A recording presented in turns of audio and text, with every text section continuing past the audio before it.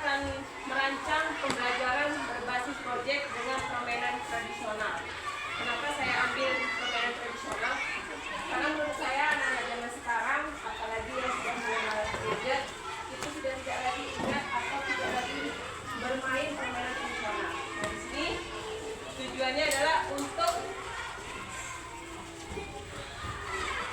meningkatkan keterlibatan dan pembelajaran siswa dalam permainan tradisional.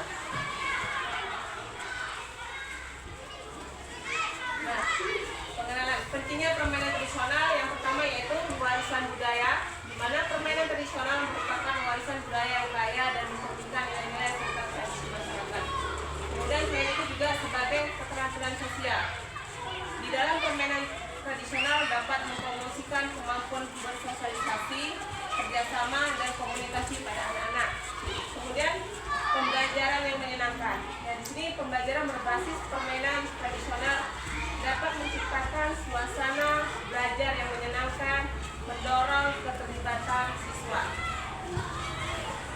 Kemudian manfaat dari permainan tradisional dalam pembelajaran yang pertama, mengembangkan keterampilan kognitif, di mana permainan tradisional dapat melatih kemampuan berpikir kritis, pemecahan masalah, dan kreativitas.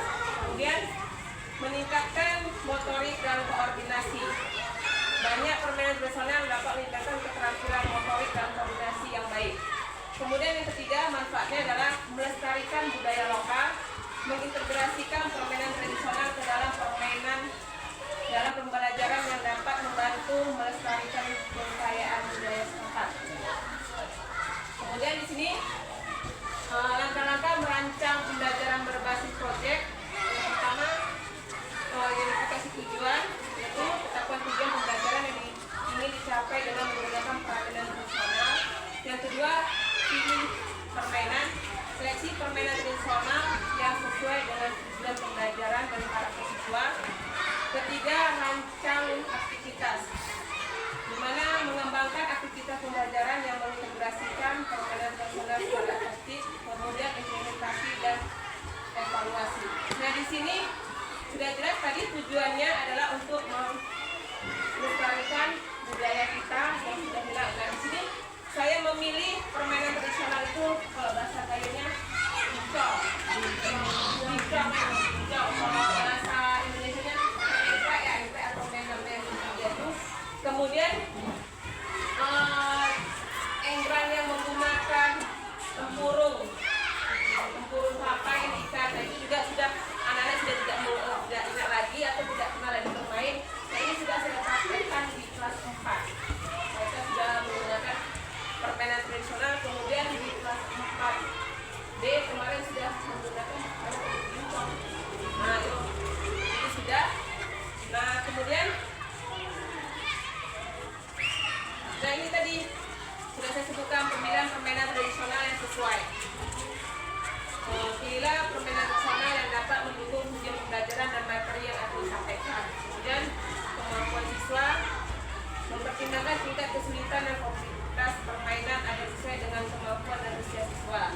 Ketersediaan sumber daya, pastikan bahwa bahan dan peralatan yang dibutuhkan untuk permainan tradisional tersebut dapat tersedia dan terjangkau.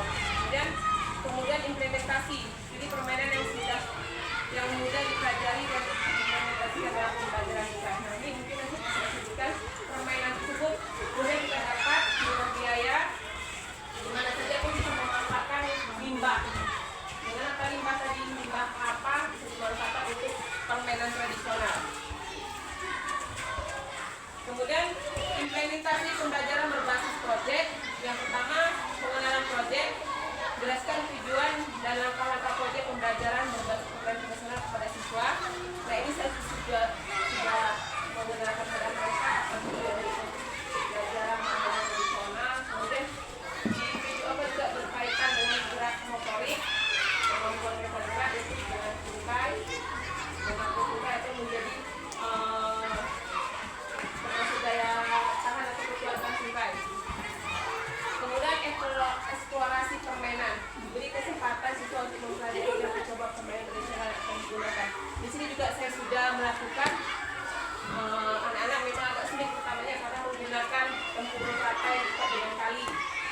Kemudian melaksanakan proyek. Bimbing siswa dalam melaksanakan pembelajaran berbasis proyek menggunakan panduan profesional. Dan di sini